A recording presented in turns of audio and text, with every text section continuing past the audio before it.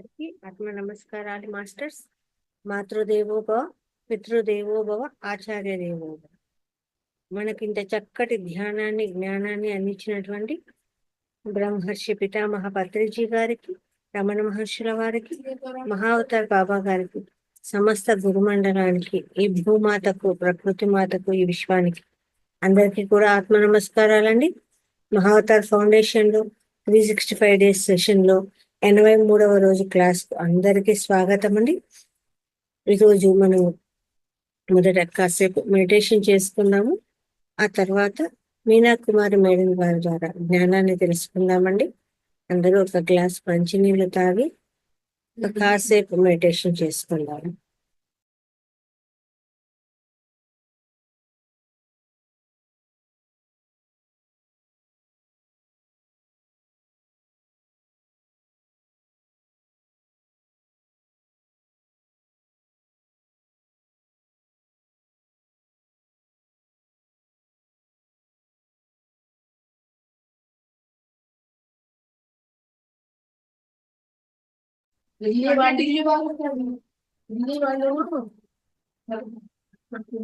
స్థిర సుఖాచలం కూర్చొని చక్కగా వేళ్ళలో వేలు వేసుకుందాము.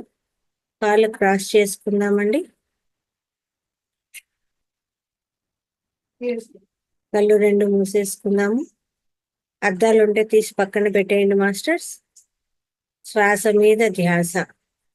ఏ నామము లేదు, ఏ నామస్మరణ లేదు, ఏ మంత్రము లేదు, ఏ జపము లేదు. కేవలము శ్వాసను గమనించడము, మన అంతరంగంలోకి మనం ప్రయాణం చేయడము. కేవలము శ్వాస మీద ధ్యాస.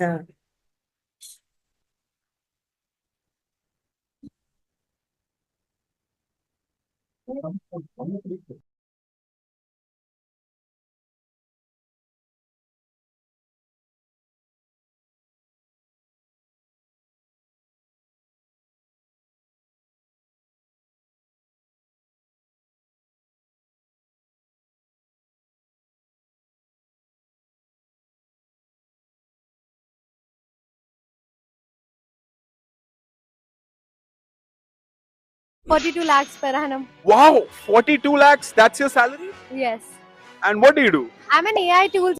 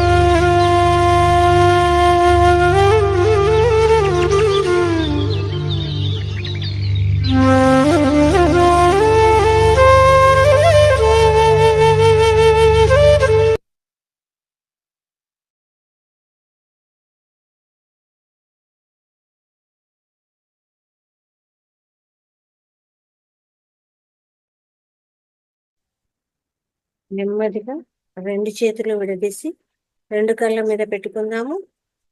5, 4, 3, 2, 1. ఇప్పుడు రెండు చేతులు చూసుకుందామండి, రెండు కళ్ళు తెరుస్తూ. ఇంత చక్కటి ధ్యానాన్ని అందించినటువంటి బ్రహ్మర్షి పితామహ పత్రిజీ గారికి చక్కగా ధన్యవాదాలు తెలియజేసుకుందాము. ఓకే. ఇప్పుడు స్వాధ్యాయం అండి. మనము మీనా కుమారి మేడం ద్వారా అష్టాంగ యోగ సూత్రాల గురించి తెలుసుకుందామండి. నమస్తే మేడం మీనా కుమారి గారు, క్లాస్ కు స్వాగతం అండి. మాస్టర్స్ అందరూ కూడా వీడియోస్ ఆన్ చేసుకోండి చక్కగా. అందరూ వీడియోస్ ఆన్ చేసుకోండి. నమస్తే మేడం, క్లాస్ కు స్వాగతం. నమస్తే మేడం. బ్రహ్మర్షి పితామహ పత్రిజీకి ఆత్మ ప్రణామాలు. అమ్మ స్వర్ణమాల పత్రిజీకి, మహావతార్ బాబాజీకి, ఈ జూమ్ సెషన్ నిర్వహిస్తున్న రంగనాథ్ సార్ కి, హోస్ట్ గా నిర్వహిస్తున్న లలిత మేడం కి, ఈ జూమ్ సెషన్ లో పాల్గొన్న ఆత్మ బంధువులందరికీ ఆత్మ ప్రణామాలు తెలియజేస్తున్నాను మాస్టర్స్. ఈ రోజు మనం తెలుసుకోబోయే అంశము అష్టాంగ రాజయోగము. అంటే 8 అంగాలతో కూడుకున్న రాజయోగం అన్నమాట. ఆ 8 అంగాలు ఏవి అంటే యమ, మనకు పతంజలి మహర్షి చెప్పిన విధంగా అయితే మొదటగా యమ, నియమ, ఆసన, ప్రాణాయామ, ప్రత్యాహార, ధారణ, ధ్యాన, సమాధి స్థితులు అని చెప్పబడింది. కానీ మనకు పత్రిజీ ఆసనం నుంచి మొదలు పెట్టారనమాట. ఆసనము, ప్రాణాయామము, ప్రత్యాహారము, ధారణ, ధ్యాన, సమాధి, యమ, నియమాలను, ఈ 2 అంశాలను చివరిగా చెప్పారనమాట సారు. అంటే 8 అంగాలతో కూడుకున్నటువంటిదే ఇది అష్టాంగ రాజయోగము. యోగము అంటే యుంజతే ఇతి యోగః అని అర్థము. ఏదైనా మరొక దానితో కలిస్తే దానిని యోగము అంటారు. యోగము అనేది సుఖానికి దారి, వియోగము అనేది దుఃఖానికి దారి. యోగం లేకపోతే అది దుఃఖానికి దారి తీస్తుంది. ఈ యోగంలో హఠయోగం అంటే మన భౌతిక శరీరంతో మనం ఏకమై ఉండడము. అంటే మన భౌతిక శరీరంతో ఈ ప్రాణాయామాలు, ఈ హఠయోగాలు, ఈ ఆసనాలు ఇవన్నీ చేస్తూ ఉంటాము కదా. అప్పుడు మనము ఈ ముద్రలతో ఇవన్నీ మనం చేస్తున్నప్పుడు మనం శరీరంతో మనం ఏకమై ఉంటాము. అప్పుడే మనకు శరీరం సుఖంగా, ఆరోగ్యంగా ఉంటుంది. ఎప్పుడైతే మనం శరీరంతో ఏకమై ఈ హఠయోగ ప్రాణాయామాలన్నీ చేస్తూ ఉంటామో అప్పుడు శరీరం ఆరోగ్యంగా ఉంటుంది. రెండవది కర్మయోగము. మనం చేసే కర్మలతో ఏకమై ఉండటము. ఒక విద్యార్థి చదువులో, ఇంకొకరు తినేటప్పుడు ఆ తినడం గురించే, నేర్చుకునేటప్పుడు నేర్చుకోవడంలోనే ఆయా క్రియలతో, కర్మలతో ఉండడమే క్రియాయోగము అంటారు. యోగ కర్మసు కౌశలం అని భగవద్గీతలో శ్రీకృష్ణ పరమాత్మ చెప్పారనమాట. అంటే మనం చేసే పనుల్లో పూర్తి కౌశల్యం చూపించడమే కర్మయోగము. చక్కటి సంగీత రసాస్వాదనలో లీనమైపోవడము. ఇక నాదయోగము, మహత్తరమైన పుస్తకాలలో ఉన్న ఆత్మజ్ఞానంతో ఏకమై ఉండడము. ఇది జ్ఞానయోగము. అంటే చక్కటి సంగీత రసాస్వాదనలో మనం లీనమైపోవడం అన్నది నాదయోగము. మహత్తరమైన పుస్తకాలలో ఉన్న ఆత్మజ్ఞానంతో ఏకమై ఉండడమే జ్ఞానయోగము. జ్ఞానంతో ఏకమై దానితో సమ్మిళితం కావడం జ్ఞానయోగము. శరీరంతో ఏకం కావడం హఠయోగము. కర్మలతో ఏకం కావడం కర్మయోగము. కాబట్టి ఈ విధంగా ఆ యోగాలు అన్నవి రకరకాలుగా ఉంటాయి. భక్తి యోగము, ఇక సకల చరాచర సృష్టితో ఏకమై ఉండటమే భక్తి. నేను, నాది అన్నది తీసివేసి సకల చరాచర సృష్టి నేనుగా ఉండడమే. అంటే అంతా నేను, నేనే అంతా అన్న ఒక సమత్వ స్థితిలో, ఒక ఏకాత్మ భావనలో ఉండడమే భక్తి యోగము. ఇదే చరమ దశ. ఇది రావాలంటే మిగతా యోగాలలో సిద్ధహస్తులు కావాలి. అంటే ఈ భక్తి యోగంలో మనం అంతా నేనే అన్న స్థితికి రావాలంటే మిగతా ముందు యోగాలలో కూడా మనం ఎంతో సిద్ధహస్తులం కావాలన్నమాట. ఆ సాధనలు చేసి అప్పుడే నేనే అంతా అన్న భక్తి స్వరూపం తెలుస్తుంది. గుడిలో పూజలు, ప్రార్థనలు లేదా ఇవన్నీ చేయడం వల్ల భక్తి యోగం కాదు, ఇది భజన యోగం అవుతుంది. దానికి దారి మిగతా యోగాల ద్వారా వస్తుంది. ఇక రాజయోగము, ఇది అన్నిటికన్నా చాలా ముఖ్యమైన యోగము కాబట్టి దీనిని రాజయోగము అని అంటారు. ఇందులో మన అతీంద్రియ శక్తులతో ఏకమై ఉంటాము. మన మూడో కంటితో మన సూక్ష్మ శరీర కారణ శరీరాదులతో ఏకమై ఉంటాము. ఆ లోకాలలో విహరిస్తూ ఉండడమే రాజయోగం అన్నమాట. మన సూక్ష్మ శరీరాది సముదాయంతో ఆ సూక్ష్మ లోకాలలో విహరించడమే రాజయోగము. స్వాతంత్రం అనగానే మనకు గాంధీ మహాత్ములు ఎలా మనకు గుర్తుకు వస్తారో, రాజయోగం అనగానే పతంజలి మహర్షి కూడాను మనకు అలా గుర్తుకు వస్తారు. కాబట్టి ధ్యానము పతంజలి అన్నవి రెండు ఏకమైపోయాయి. ఇక అష్టాంగాలు 8. పత్రిజీ చెప్పిన విధంగా మొదటిది ఆసనము. మనిషి ఎంత హీన చరిత్రలో ఉన్నా, ఎంత వాళ్ళు దుర్మార్గంగా ఉన్నా, ఎంత వాళ్ళు అజ్ఞానంలో ఉన్నా కూడాను మొదట ఈ ధ్యాన యోగంలోకి రావాలి. కాబట్టి ఈ ఆసనాన్ని తీసుకోవాలన్నమాట. అంతేకాని మనలో దుర్గుణాలు ఉన్నాయి కాబట్టి నేను రాజయోగం చేయకూడదు అన్నది హాస్యాస్పదము. మన దగ్గర సుగుణాలు ఉంటే మనకు ఇంకా ధ్యానం అవసరం లేదు. ఎప్పుడైతే మనకు రోగం ఉండదో అప్పుడు ఔషధంతో కూడా పని లేదు, డాక్టర్ తో కూడా పని లేదు. ఎప్పుడైతే మనం రోగగ్రస్తులుగా ఉంటామో అప్పుడే మనకు ఔషధం కానీ డాక్టర్ కానీ అవసరం ఉంటుంది. కాబట్టి దుర్గుణాలు ఉన్నవాడు రాజయోగము వెంటనే మొదలు పెట్టాలి. యమ నియమాల్లో సిద్ధహస్తులైన వారికి రాజయోగం అవసరమే లేదు. కాబట్టి యమ నియమాలు ఇంకా పాటించిన తర్వాత ఇంకా ధ్యానం అన్నది కూడా అవసరం లేదు. కాబట్టి పత్రి సారు మనకి మొదటగా ఆసనం గురించి చెప్పారనమాట. ధ్యానంలో ఉన్న వారికి యమ నియమాలు ఆటోమేటిక్ గా వచ్చేస్తాయి. దీనికి పతంజలి మహర్షి స్థిర సుఖ ఆసనం అన్నారు. ఏ ఆసనమైనా మనం స్థిరంగా సుఖంగా కూర్చోవాలన్నమాట. కనీసం 3 గంటలైనా ఒక ఆసనంలో స్థిరంగా మనం కూర్చొని సాధన చేసినప్పుడే మనకు ఆసన సిద్ధి లభిస్తుంది, ఆసన జయం కూడాను మనకు లభిస్తుంది. ఇంకా రెండవది ప్రాణాయామము. 2 చేతి వ్రేళ్లను కలుపుకొని చక్కగా కూర్చొని కళ్ళు 2 మూసుకొని మనకు సహజంగా జరుగుతున్న శ్వాస మీద ధ్యాస పెట్టడమే సహజమైన ప్రాణాయామము. ఈ శ్వాస అనేది శక్తి యొక్క భౌతిక రూపము కనుక శ్వాస ప్రాణము 2 ఒక్కటే. ఈ శ్వాసను కంట్రోల్ చేయడము బిగపట్టడము చేయకూడదన్నమాట. ఈ శ్వాసను అంటే దాన్ని ఎక్కువ చేయడము తక్కువ చేయడము లేదా బిగించి పట్టుకోవడం ఇలా అసహజంగా ఎప్పుడు చేయకూడదు. ఎప్పుడు కూడాను ఈ శ్వాస అన్నది పూరక రేచకాత్మకంగా ఉండాలి. అంటే లోపలికి బయటికి సహజంగా ప్రసరిస్తూ ఉండాలి, కానీ దాన్ని బిగపట్టకూడదు, వదిలి ఉంచకూడదు. ఇలా ఏ హఠయోగాలు చేయకూడదు అన్నమాట. సుఖమైన ప్రాణాయామ స్థితి చేయాలి.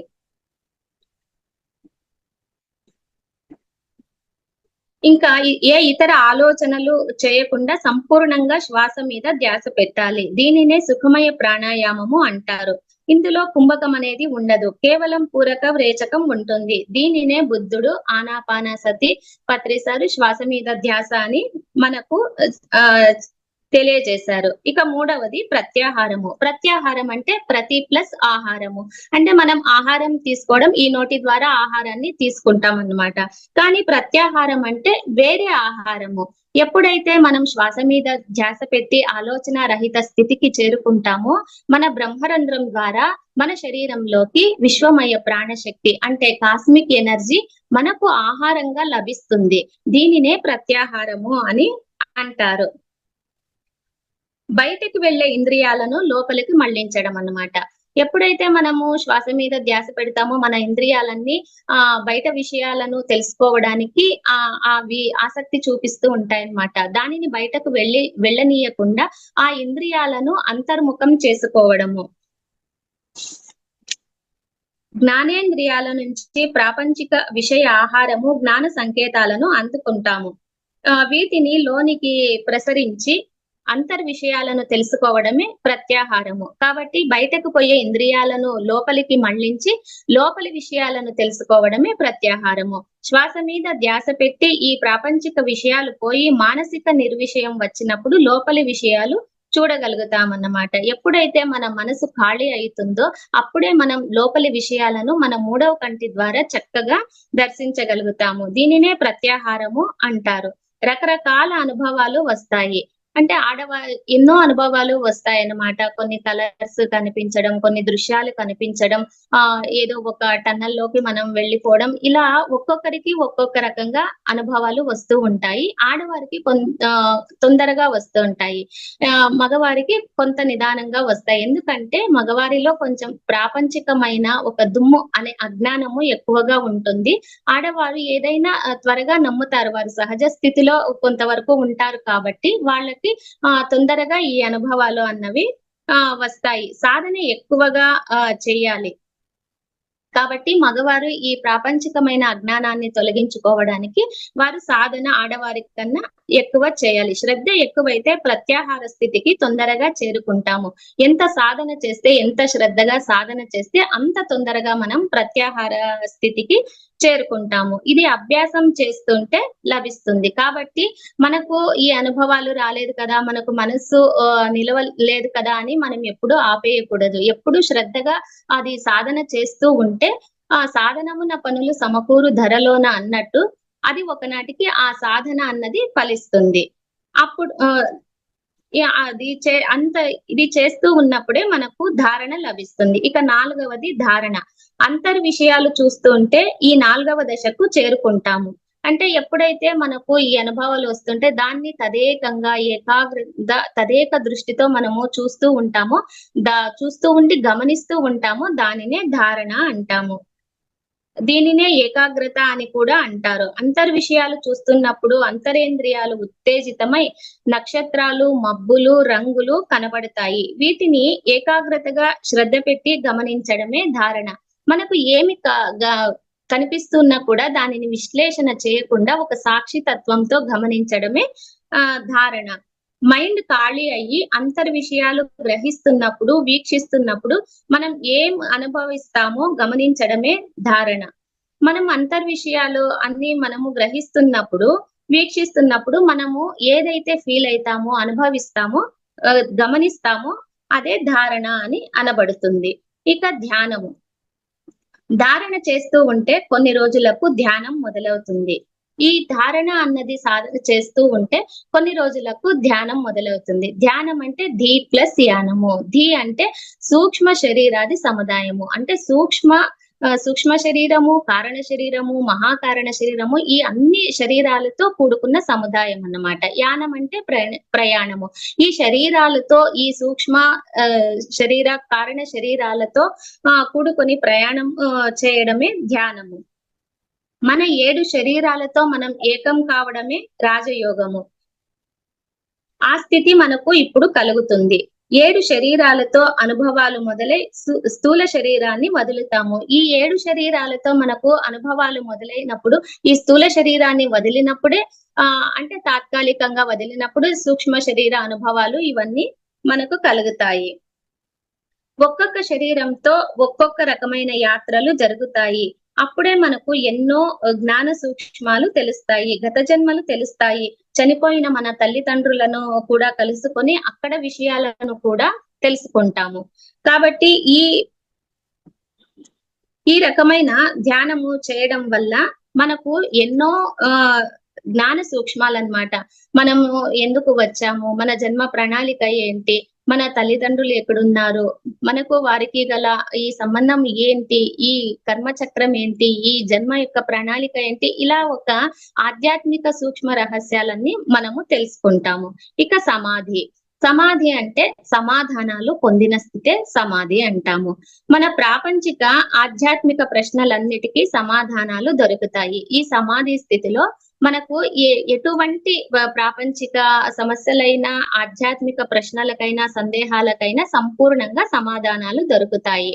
మన జన్మ పరంపర, జన్మ ప్రణాళికను కూడా తెలుసుకుంటాము. అంటే ఈ భూమి మీదకి మనము ఏ లక్ష్యం కోసము వచ్చినాము, ఏ జన్మ ప్రణాళికను మనం తీసుకొని వచ్చినాము, మనం ఏం చెయ్యాలి, ఏం చేయకూడదు, ఇలా మనకు ఎన్నో విషయాలను కూడా మనం తెలుసుకుంటాము. ఎన్నో సూక్ష్మ శరీర యాత్రల ద్వారా అన్ని ప్రశ్నలకు సమాధానాలు తెలుసుకుంటాము. సమాధానాలు పొందిన స్థితే సమాధి. ఈ సమాధి స్థితిలో కొన్ని ప్రశ్నలకు వెంటనే సమాధానం దొరకదు.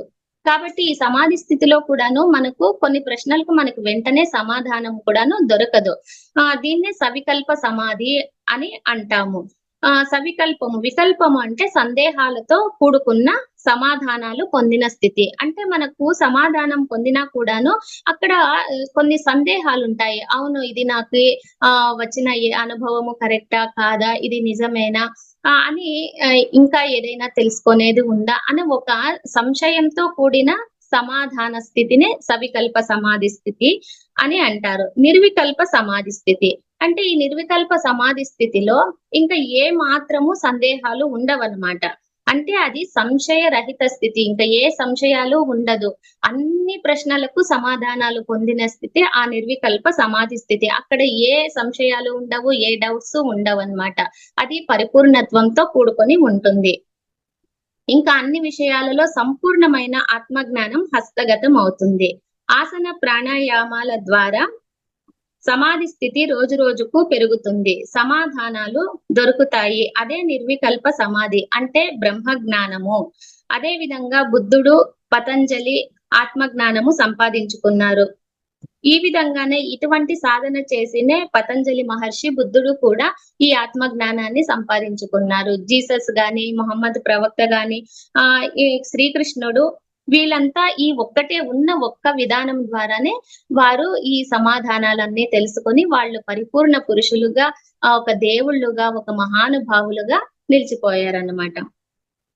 ఇక త్యాగరాజ స్వామి కూడా ఒక కీర్తనలో అన్ని నీవనుచు అంతరంగమున తిన్నగా వెతికి తెలుసుకొంటినయ్యా అని చెప్పారనమాట. అంటే అంతా నువ్వే, నేనే అంతా. అంతరంగమున ఆ తిన్నగా వెతకడమే ఈ రాజయోగము అనబడే మన శ్వాస మీద ధ్యాస ద్వారా తెలుసుకోవడం అన్నమాట. కనుక ఇది ఒక్కటే మార్గము, సత్యం ఒక్కటే, మార్గం ఒక్కటే. ఇంకొక కీర్తనలో త్యాగరాజ స్వామి తలపులన్నీ నిలిపి నిమిషమైనా అన్నారు. అంటే తలపులు అంటే ఆలోచనలు. ఈ ఆలోచనలన్నీ నిలిపి ఒక్క నిమిషమైనా ఉంటే చాలు, అదే ఆ బ్రహ్మానంద స్థితి, పరమానంద స్థితి.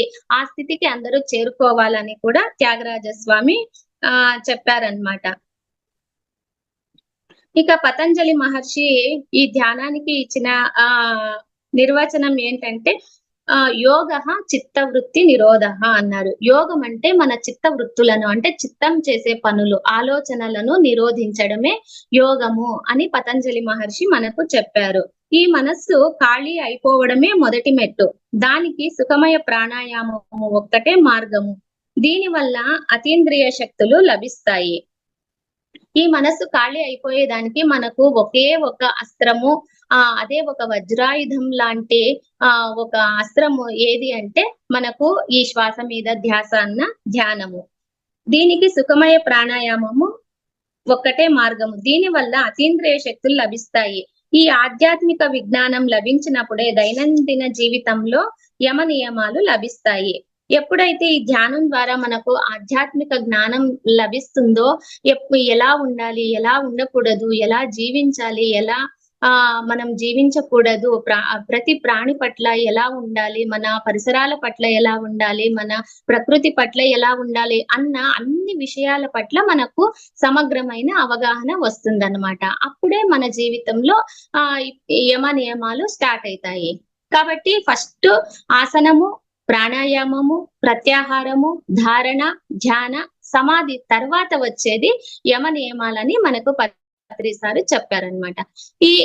ఈ యమ అన్న అంశంలో మళ్ళీ 5 అంశాలు ఉన్నాయి. ఇప్పుడు మనకు ఒక వ్యక్తి బాగుంటే కుటుంబం బాగుంటుంది, కుటుంబం బాగుంటే సమాజం బాగుంటుంది, సమాజం బాగుంటే దేశం బాగుంటుంది, ఈ దేశం బాగుంటే ఈ ప్రపంచము, విశ్వం కూడా బాగుంటుంది. కాబట్టి ప్రతి ఒక్కరు వ్యక్తిగతంగా కొన్ని నియమాలు అన్నవి పాటిస్తే ఆ వ్యక్తి ఉత్తమ పౌరుడిగా తీర్చిదిద్దబడతాడనమాట. అంటే ప్రతి ఒక్కరూ కొన్ని వ్యక్తిగత నియమాలు పాటించాలి. యోగాలో అష్టాంగ యోగం అన్నది పతంజలి మహర్షి ప్రపంచానికి ఇచ్చిన ఒక వరము. దీనినే రాజయోగము అని కూడా అంటారు. 8 అంగాల రూపంలో పతంజలి మహర్షి చెప్పడం జరిగింది.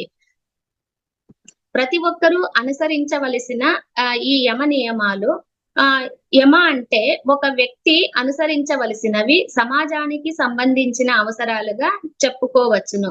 అంటే ఒక వ్యక్తి అనుసరించేటివి ఈ సమాజానికి అంతటికి కూడా వర్తిస్తాయన్నమాట. ఇది సమాజ నియమావళి. ఈ యమ అన్న అంశంలో ఒక 5 అంశాలను చెప్పినారు. అవి అహింస, సత్యము, అస్తేయము, బ్రహ్మచర్యము, అపరిగ్రహము. మొదటిది అహింస. అహింస అంటే హింస చేయకూడదు. ఏ జీవిని అనవసరంగా మనము హింసించకూడదన్నమాట. ఈ యమాలో మనం చేయకూడనివి ఏదో అవి చెప్పారన్నమాట.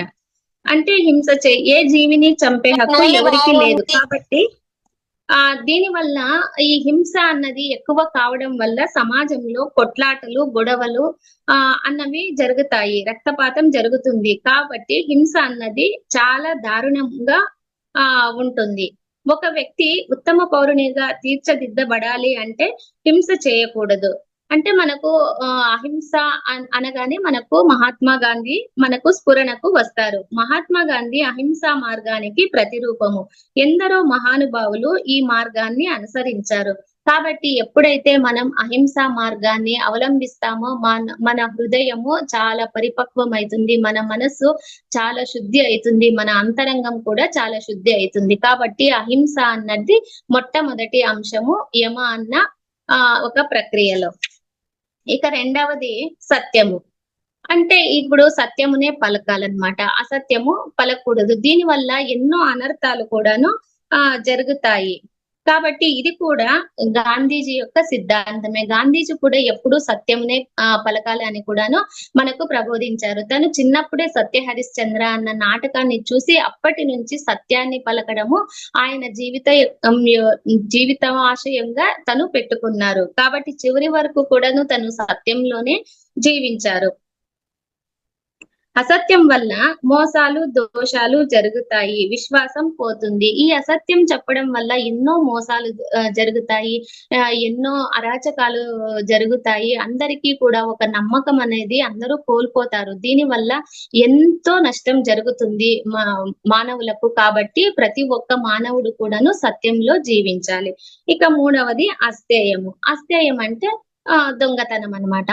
కాబట్టి ఈ దొంగతనం కూడాను చేయకూడదు. మనము చేయకూడని పనులనే చెప్పుకున్నాం కదా. కాబట్టి ఇది దొంగతనం కూడాను మనము చేయకూడదు. ఇది చాలా ఘోరమైన అంశము. ఈ లూటీలు, దోపిడీలు, దౌర్జన్యాలు, కబ్జాలు ఇలా కూడా జరుగుతూ ఉంటాయి. ఇలా జరగడం వల్ల సమాజం కూడా ఎంతో అస్తవ్యస్తం అవుతుంది. ప్రజలందరూ భయభ్రాంతులకు గురవుతారన్నమాట. కాబట్టి ఈ అస్తేయము అన్నది కూడాను, ఈ దొంగతనము అన్నది కూడాను చేయకూడదు. ప్రతి ఒక్కరూ చాలా శ్రద్ధగా, హాయిగా ఉండాలి. బ్రహ్మచర్యము అంటే ఏదో పెళ్లి చేసుకోకుండా, పిల్లల్ని కనకుండా ఉండడము కాదు. బ్రహ్మచర్యము అంటే బ్రహ్మంలో చరించడం అన్నమాట. ఈ సన్యాసం పుచ్చుకోవడము ఇవన్నీ కాదు. బ్రహ్మంలో చరించడం అంటే పరస్త్రీ పరపురుషులను కూడా మాతా పితృ సమానులుగా చూడాలి. ప్రతి ఒక్కరూ ఈ బ్రహ్మచర్యాన్ని పాటించడం వల్ల ఎంతో పరిశుద్ధమైన ఆ వాతావరణం ఈ ప్రకృతిలో ఉంటుంది. అప్పుడే సమాజంలో ఈ అత్యాచారాలు కానీ, ఈ యాసిడ్ దాడులు కానీ ఏమీ జరగవు. బ్రహ్మచర్యం అనేది శుద్ధమైన మనస్సుతో పాటించాలి. ఇక ఐదవది అపరిగ్రహము. అపరిగ్రహము అంటే మనం వేరొకరి వస్తువుని కానీ, వేరొకరి ఆస్తులు కానీ సొంతం చేసుకోవాలనుకోవడము. అంటే మనది కాని వాటిని, మనకు లేని వాటిని ఇంకొకరి దగ్గర నుంచి మనం పొందాలనుకోవడమే అపరిగ్రహము. అంటే ఈ ఆస్తులు మనకు వస్తే బాగుంటుంది అనే ఒక ఈర్ష్య కలగటము, తర్వాత వేరొకరివన్నీ నాకే సొంతం కావాలనే భావనే అపరిగ్రహము. వీటిని గడ్డిపోచ క్రింద భావించాలి. కాబట్టి వేరొకరి ఆస్తులు అన్ని మనకు సొంతం కావాలని భావించకుండా వాటిని గడ్డిపోచతో సమానంగా భావించి మనం కష్టపడి ఏదైతే సంపాదించుకుంటామో అదే మనకు శాశ్వతమైన సుఖాన్ని, శాశ్వతమైన సంతోషాన్ని, ఆనందాన్ని ఇస్తుంది. ఇక నియమాలు అంటే ఇవి ఒక వ్యక్తి పాటించవలసినవి. అప్పుడు యమలో అయితే ఏవి చేయకూడదో చెప్పినారు. నియమాలైతే మనం ఏవి పాటించాలో అవి పొందుపరచబడినవన్నమాట. ఇక నియమాల్లో శౌచము, సంతోషము, తపస్సు, స్వాధ్యాయము, ఈశ్వర ప్రణిధానము అన్న 5 అంశాల గురించి మనకు వివరించారు. శౌచము అంటే శుచి, శుభ్రత. అంటే ఈ శారీరకమైన శుభ్రత అంటే శరీరానికి 2 పూటల స్నానం చేయడము, ఈ మంచి బట్టలు ధరించడము, ఇలానే కాకుండా మనము మానసికంగా, ఆత్మపరంగా కూడాను శుద్ధిగా ఉండడం అన్నమాట.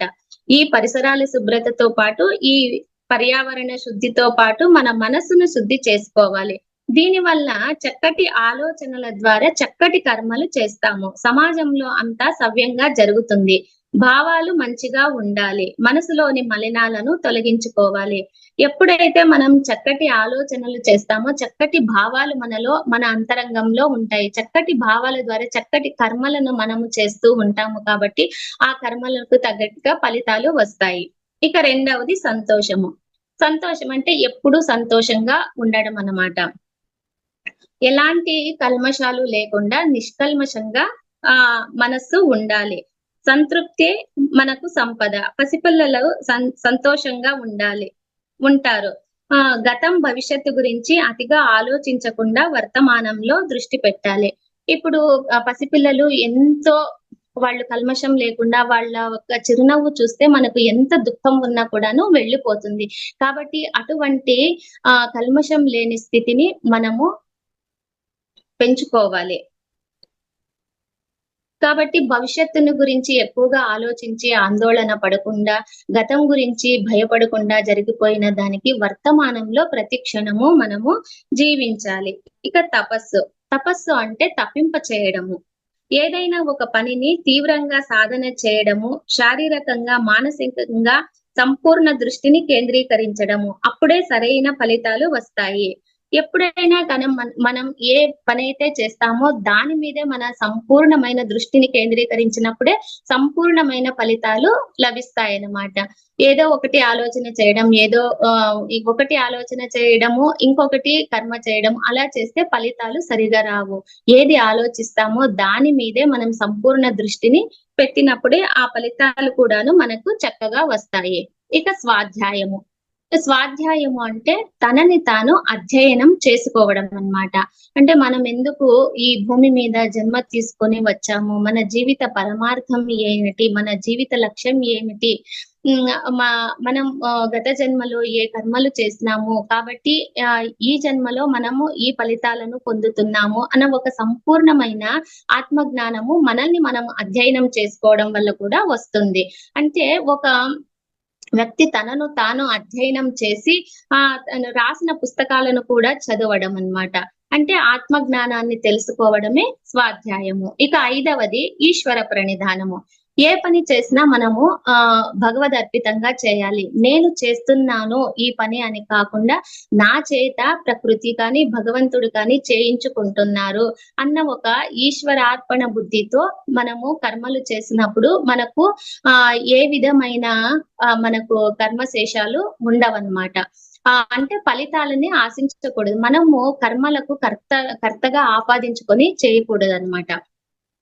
ప్రతి ఒక్కరిలోనూ ఈశ్వరుణ్ణి, ఈశ్వర తత్వాన్ని చూడడం, ప్రతి పనిని మనసా వాచ కర్మణ చేసి ఫలితాన్ని పూర్తిగా భగవంతునికి అర్పించడం అన్నమాట.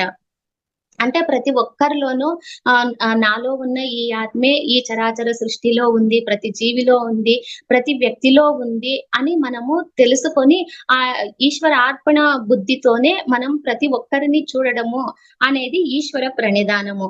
అంటే ప్రతి పనిని మనము మనసా వాచ కర్మణ చేసి మనము ఫలితాన్ని పూర్తిగా ఆ భగవంతునికే మనము అర్పించేయాలన్నమాట. ఆ ఫలితాన్ని మనము తీసుకోకూడదు. అప్పుడే విజయం అనేది మనకు చేకూరుతుంది.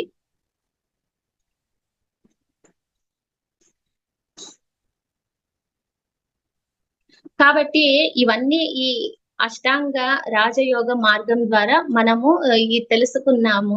కాబట్టి మనకు సార్ చెప్పినది ఏది అంటే ఈ ఒక ఆర్డర్ ప్రకారం మనం చూసినట్టయితే మొదటగా ఆసనము, ప్రాణాయామము, ప్రత్యాహారము, ధారణ, ధ్యాన, సమాధి, యమ నియమాలన్నమాట. ఈ యమ నియమాలు అన్నవి చివరిగా చెప్పినారు పత్రి సార్. కాబట్టి ప్రతి ఒక్కరు కూడా వీటన్నిటిని తెలుసుకొని చక్కగా మనందరి జీవితాల్లోనూ ఇవి అన్వయించుకొని ఆత్మజ్ఞానము అందరూ పొందాలని కోరుకుంటున్నాను. ఇంత చక్కటి అవకాశం ఇచ్చిన లలితా మేడం కు ఆత్మ ప్రణామాలు తెలియజేస్తున్నాను masters. Thank you so much. Thank you madam. చాలా అద్భుతంగా వివరించారు అష్టాంగ మార్గాలు ఏవైతే చెప్పారో అవన్నీ కూడా ఒక్కొక్క పాయింట్ తీసుకొని చాలా అద్భుతంగా ఆసనము అనేది నియమము అలా లాస్ట్ వరకు ఏమేం చెయ్యాలి ఏమేం చెయ్యకూడదు ఎలా చెయ్యాలి ప్రతి పాయింట్ కూడా అలా తీసుకొని వచ్చారు. చాలా చక్కగా వివరించారు. అంటే మనం సాధన చేస్తూ పోతే అంటే పోయిన వాళ్ళని కూడా కలుసుకోవచ్చునా అని ఒక డౌట్. అంటే మన ఈ స్థితి నుంచి వెళ్ళినాక ముందు పోయిన వాళ్ళను కలవచ్చునా అంటే వాళ్ళు ఎక్కడో ఉంటారు కదా, ఇది సాధ్యమా అని ఒక క్వశ్చన్. కాబట్టి అప్పుడు తెలుసుకున్నాడు మనకు దుఃఖం అనేది ఉండదు. ఇక్కడ లేరు కానీ అక్కడ ఉన్నారు కదా అనే ఒక జ్ఞానం మనం తెలుసుకున్నప్పుడు దుఃఖం ఉండదు. అక్కడ కలుసుకోవడం అవుతుందా అని అడుగుతున్నారు మేడం, ఎలా అనేసి. అంటే సాధన వల్ల అది జరుగుతుంది. మనము ఎంత సాధన మనము చేస్తూ ఉంటే మన సూక్ష్మ శరీరం రిలీజ్ అయ్యి వాళ్ళు ఉన్న లోకాలకు ఆ సూక్ష్మ శరీరం వెళ్తుంది కాబట్టి అక్కడ ఉన్న సమాచారాన్ని కూడాను మనం తెలుసుకుంటాము. ఇప్పుడు అభిమన్యుడు చనిపోయినప్పుడు దుఃఖిస్తా ఉంటాడు అర్జునుడు. అప్పుడు తనకు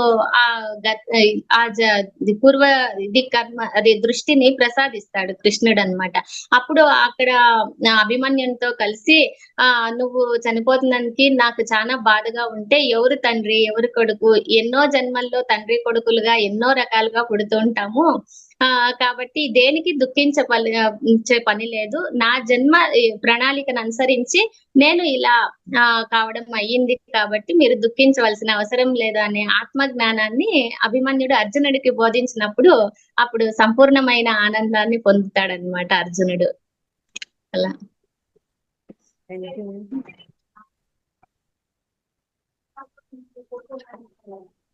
అవును, తెలుసుకున్నాడు కదా ఆత్మనైతే తెలుసు.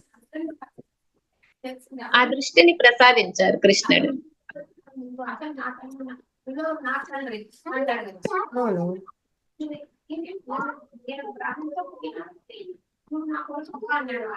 ఆయనకు ఆ వ్యామోహం లేదు. ఇక్కడ ప్రాణం ఉన్న వాడికి వ్యామోహం ఉంది కదా. సూక్ష్మ శరీరము రెండు ఒకటే. ఇక్కడ అతనికి లేదు, చనిపోయిన అతనికి లేదు, కానీ బ్రతికున్న నీకు ఇంకా ఈ వ్యామోహం ఉంది కాబట్టి వెళ్ళి చూడు, నిజం తెలుసుకో అని చెప్పినాడు శ్రీకృష్ణ పరమాత్మ. అప్పుడు ఆత్మ జ్ఞానాన్ని తెలుసుకొని ఆత్మానందాన్ని పొందుతాడు అర్జునుడు. ఈ జీవిలో ఉన్న ఈ లోపల ఉన్న సూక్ష్మ శరీరము పోయి తెలుసుకుంది, అక్కడికి వెళ్ళింది. ఇంకా ఇక్కడ ఉన్న వాళ్ళకి ఆ వెంపర్లాట అంతా కూడా, పోయిన వాళ్ళకి ఏమి ఉండదు కదా. నేను ఆత్మను తెలుసుకుంటాను, ఉన్న వాళ్ళకే కదా ఇంకా శరీరం అనే అనుకుంటారు కదా. థ్యాంక్ యూ అండి, థ్యాంక్ యూ వెరీ మచ్. నమస్తే మేడం గారు. Yes sir. Meena Kumar madam గారు అష్టాంగ రాజయోగం గురించి చాలా చక్కగా వివరించారు. ప్రతి ఒక్క అంశాన్ని కూడా విడివిడిగా ఉదాహరణ రూపంలో చాలా చక్కగా వివరించారు మేడం. మాకు తెలియని విషయాలు కూడా చాలా తెలుసుకున్నాము. అంటే ఆ వరుస క్రమము కొద్దిగా అక్కడ మన పత్రిజీ గారు మార్చినారు అన్నమాట. మొదట ఆసనాన్ని తీసుకొచ్చారు. అంతకుముందు అయితే పతంజలి గారు యమ నియమాలతో మొదలు పెట్టారు, కానీ మన ధ్యానాలు ఉన్నాం కాబట్టి ఆసనంతో మొదలు పెట్టారని చెప్పారు. చాలా చక్కగా వివరించారు. అంటే ఇప్పుడు యమ నియమాలు మనం పాటిస్తే ఇంకా ధ్యానం కానీ ఆసనం కానీ ఏమీ అవసరం ఉండదు సార్. ఇప్పుడు యమాలో ఒక 5 అంశాలు మనకు చెప్పినారనమాట. సత్యము, అహింస, అపరిగ్రహము, అస్థేయము, బ్రహ్మచర్యము.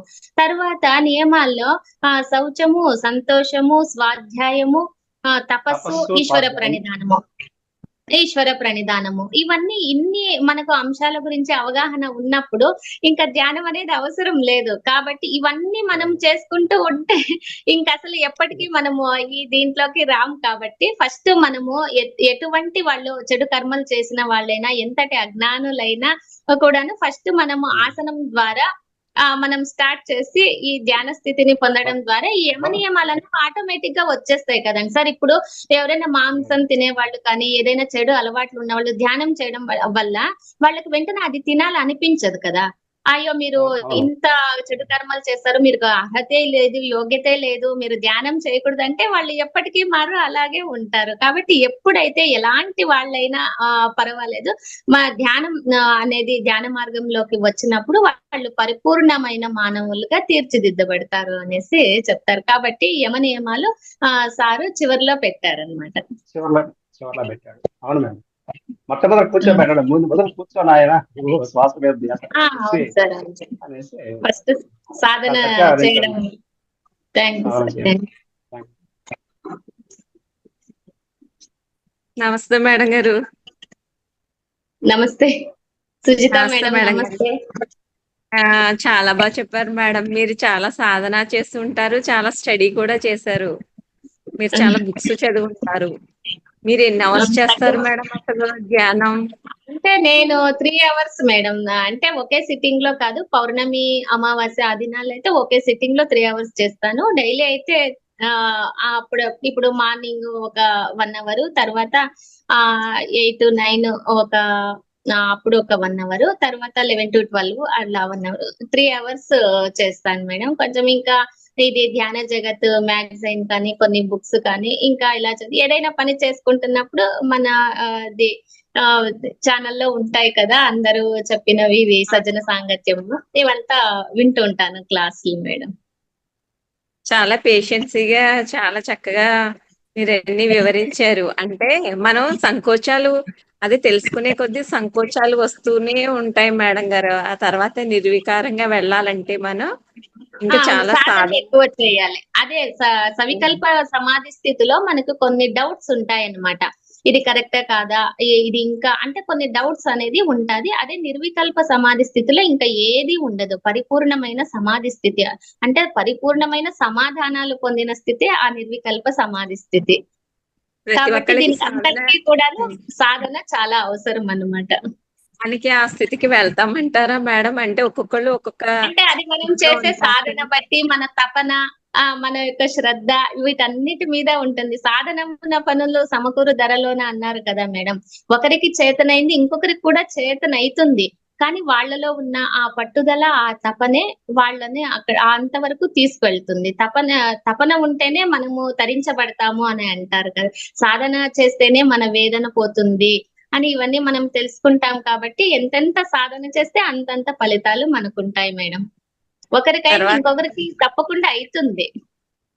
వర్తమానంలోనే ఉండాలని అనుకుంటూ ఉంటాము, కానీ మళ్ళీ ఏవో మనకి నిన్న జరిగినవో ఇందాక జరిగినవో తర్వాత భవిష్యత్తు ఈ భయాలే మనల్ని ఎక్కువగా నెట్టుతూ ఉంటాయి. అండ్ వర్తమానంలో ఉండడానికి ట్రై చేస్తూనే ఉంటాం గుర్తుంచుకొని. అవునండి. అది మనస్సు అనేది వెళ్ళిపోతూ ఉంటాం. మళ్ళీ దాన్ని మనం తెచ్చుకుంటూ దాన్ని సరైన మార్గంలో ఉంచుకోవడమే అది మన యొక్క విధి, అంతే కర్తవ్యము. అది వెళ్ళిపోతూనే ఉంటుంది, దాన్ని మనము యథాస్థితికి తెచ్చుకోవడమే అంతే. చాలా బాగా చాలా చాలా బాగా చెప్పారు మేడం గారు. థ్యాంక్ యూ సో మచ్ అండి మీకు. Thank you so much madam.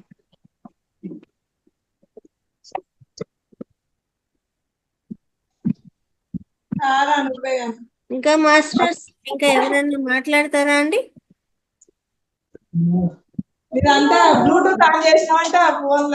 పారిజాత గారు మ్యూట్ చేసుకోండి.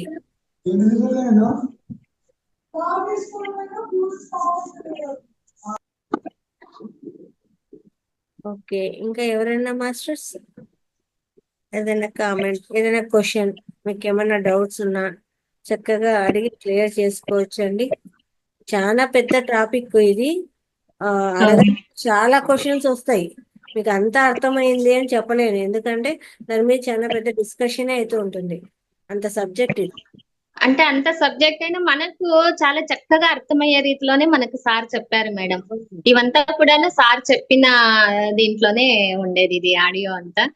మనకి ఏ విషయం అయినా కానీలేండి, సారు మనకందరికి చక్కగా సులభమైన పద్ధతిలో చెప్పారు. అదే మనం వేరే వాళ్ళు చెప్పింది ఇదే విన్నాం అనుకోండి, మనకి ఏది అర్థం అయ్యలేదు. కానీ అర్థం సారు అవ్వదు. మాత్రము సార్ అందరి చెప్పినవి వింటే సామాన్య మటుకు మీరు అవును చెప్పినట్టు మేడం. సార్ మనకి సరళంగా వివరిస్తారు. ఏది అక్కడ కాంప్లికేట్ చేయరు అనమాట. సత్యం అనేది ఎప్పుడు సరళంగానే ఉంటుంది కాబట్టి సార్ కూడా మనకు అంతే సరళంగా అది ప్రతి ఒక్క వీడియోను అంతే సార్ది చాలా బాగుంటుంది. ప్రతి ఒక్కరూ సార్ యొక్క వీడియోస్ వింటే అవి అర్థం చేసుకుంటే చాలు, ప్రతి ఒక్కరూ జ్ఞానులుగా తయారవుతారు మేడం. అలా విన్న వాళ్ళకైతే ఈజీగా ఉంటుంది. మనం వినలేదు, మనం తెలుసుకోవాలి, ఇంకా ఏమైనా డౌట్స్ ఉన్నా చక్కగా అడగచ్చు అన్నమాట.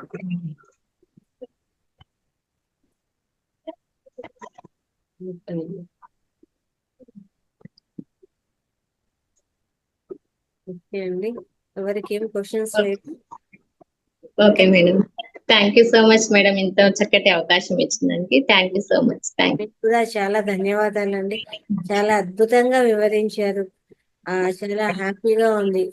చాలా మంచిగా, అంటే ఒక్కొక్క పాయింట్ తీసుకొని చక్కగా వివరించడం జరిగింది అనమాట. చాలా చాలా ధన్యవాదాలు మేడం, మీకు చాలా థ్యాంక్ యూ. చక్కగా వివరించారు. సారీ, అందరికీ కూడా అలాగే ధన్యవాదాలు ముందు మేడం. ముందు థ్యాంక్ యూ. సెషన్స్ లో కూడా మంచిగా తీసుకోవాలి, క్లాసులు ఇవ్వాలి. అలాగే మా ట్రై మిగతా వాళ్ళు చేస్తాను కూడా షూర్ షూర్ ఖచ్చితంగా. ఇంకా మిగతా వాళ్ళు కూడా మనము నెక్స్ట్ మంత్ కు ఇంకా మాస్టర్స్ ను చేయడము, అంటే ప్రిపేర్ చేయడానికి మొదలు పెట్టేస్తుంటాం అనమాట. ప్రతి ఒక్కరు ఎవరైతే క్లాస్ తీసుకోవాలనుకుంటారో వాళ్ళందరూ మీ పేరు, మీరు ఇచ్చే టాపిక్ కూడా తెలియజేయాల్సిందిగా కోరుచున్నాం అన్నమాట. మెసేజ్ చేసేస్తే ఇప్పుడే ఇంకా మనం మొదలు పెట్టేస్తాం కదా. నెక్స్ట్ సెషన్ కు టైం మంత్ ఎండింగ్ వచ్చింది కాబట్టి మాస్టర్స్ ఏ రోజు ఎవరు అని మనం చూసుకుంటూ ఉంటాము. కాబట్టి నెక్స్ట్ మంత్ మీరు చెప్పే టాపిక్, అలాగే ఏ రోజు అలా మీరు మెసేజ్ చేయండి. ప్రతి ఒక్కరు కూడా ఎవరైతే తీసుకోవాలని చాలా మటుకు ప్రయత్నం చేయండి. ఎవరైతే ఉన్నారో అందరూ చెప్పడానికి ముందుకు రండి. అందరూ చెప్పడానికి ప్రయత్నం చేయండి. చిన్న చిన్న టాపిక్స్ అయినా తీసుకొని మొదలు పెట్టండి, ప్రయత్నం చేయండి చక్కగా. మేడం ఏ విషయమైనా చెప్పొచ్చునా మేడం? ఏ విషయమైనా అంటే ఏం చెప్తాం అనుకున్నారు? ఏ విషయమైనా అంటే మీన్స్ ఆధ్యాత్మికం కానివ్వండి, భారతం కానివ్వండి, లేకపోతే మన నిత్యవారి అలవాట్లు కానివ్వండి, అలాంటివి ఏమైనా చెప్పొచ్చునా? నిత్యవారీ అలవాట్లు అయితే సమగ్ర జీవన శైలిలో చెప్పచ్చు. ఆ, ఈ భారతానికి సంబంధించినవి, భాగవతానికి సంబంధించినవి అది కూడా క్లాస్ తీసుకోవచ్చు, చెప్పొచ్చునా అలాంటివి? అదే అది అడుగుదానికి. చెప్పచ్చు. ఓకే అండి. Okay madam. ఇంకా కూడా కాసేపు మెడిటేషన్ చేసి క్లోజ్ చేద్దామండి. అందరూ స్థిర సుఖాసనంలో కూర్చుందాము. శ్వాస మీద ధ్యాస.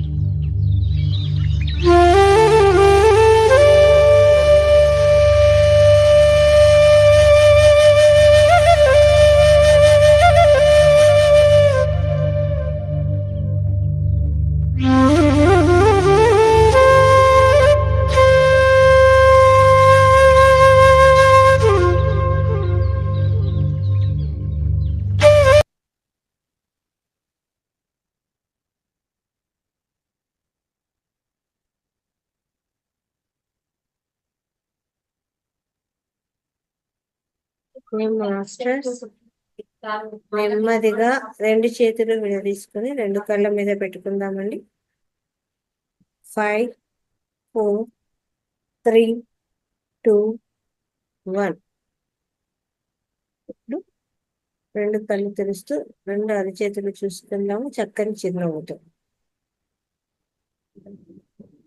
Okay masters, thank you. వరకు జరిగిన ధ్యానాన్ని అందించినటువంటి బ్రహ్మర్షి పితామహ పత్రిజీ చక్కగా ధన్యవాదాలు తెలియజేసుకుందామండి. Thank you. తిరిగి రేపటి సెషన్ లో కలుసుకుందాము. ఇంతవరకు సెలవు.